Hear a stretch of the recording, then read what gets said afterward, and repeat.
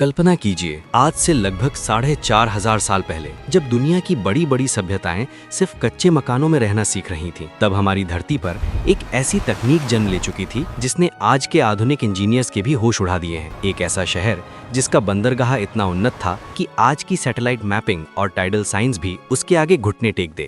हम बात कर रहे हैं एक बेहद रहस्यमयी और विशाल शहर लोथल की। लेकिन सवाल ये है, बिना किसी आधुनिक उपकरण के उन्होंने समुद्र की लहरों को कैसे काबू किया? क्या उनके पास ऐसी कोई तकनीक थी जो आज हमसे खो चुकी है? आज के सफर में हम लोथल के उन गहरे रहस्यों से पर्दा उठाएंगे जो सदियों से जमीन के नीचे दफन थे। वीडियो के अंत तक बने रहिए, क्योंकि जो सच आप जानने वाले हैं वो आपके दिमाग के सारे तार हिला देगा। साल 1954। पुरातत्वविदों की एक टीम गुजरात के भाल क्षेत्र में खुदाई कर रही थी। उन्हें उम्मीद थी कि शायद कुछ छोटे मोटे मिट्टी के बर्तन या खंडहर मिल जाएंगे, लेकिन जमीन के नीचे से जो बाहर आया उसने पूरी दुनिया के इतिहास को दोबारा लिखने पर मजबूर कर दिया। एक पूरा का पूरा शहर पक्की ईंटों से बना हुआ। लेकिन सबसे आश्चर्यजनक चीज शहर नहीं था, बल्कि शहर के किनारे बनी एक विशाल आयताकार संरचना थी।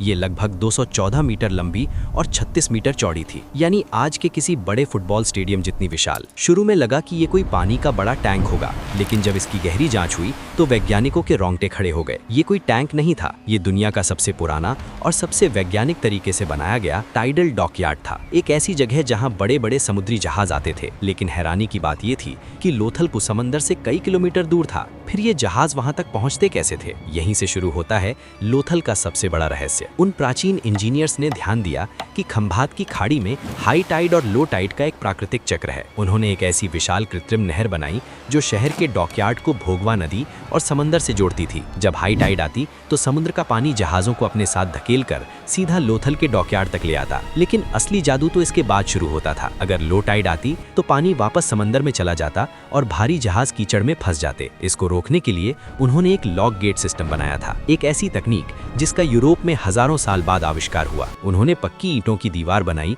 और एक स्पिलवे तैयार किया। वो जानते थे कि कच्ची ईंटें पानी में गल जाती हैं, इसलिए उन्होंने भट्टी में पकी हुई विशेष ईंटों का इस्तेमाल किया जो हजारों साल तक खारे पानी को बर्दाश्त कर सके। जब जहाज डॉकयार्ड में आ जाते तो लकड़ी के बड़े गेट बंद कर दिए जाते ताकि पानी बाहर न निकल सके। जहाज आराम से तैरते रहते, उन पर सामान लोड होता और अगली हाई टाइड आने पर गेट खोलकर उन्हें वापस समंदर में भेज दिया जाता। ये कोई आम बात नहीं थी। इसके लिए चांद की गति, समुद्र की लहरों और जटिल गणित का सटीक ज्ञान होना जरूरी था। ये सब उन्होंने कैसे किया? क्या उनके पास ऐसी कोई महान किताब थी जो समय की धूल में कहीं खो गई? लोथल सिर्फ एक बंदरगाह नहीं था, ये उस समय की दुनिया का व्यापारिक केंद्र था। यहाँ के शिल्पकार आम लोग नहीं थे, वो सूक्ष्म मोती बनाने में माहिर थे। इतने छोटे मोती जिन्हें आज के दौर में बिना मैग्नीफाइंग ग्लास के बनाना नामुमकिन सा लगता है। इनकी फैक्ट्री में आग की भट्टियां थीं जहां पत्थरों को पिघलाकर बेहतरीन आभूषण बनाए जाते थे। लोथल की मोहरें और आभूषण मेसोपोटामिया, ओमान और मिस्र तक मिले हैं। इसका मतलब समझ रहे हैं आप?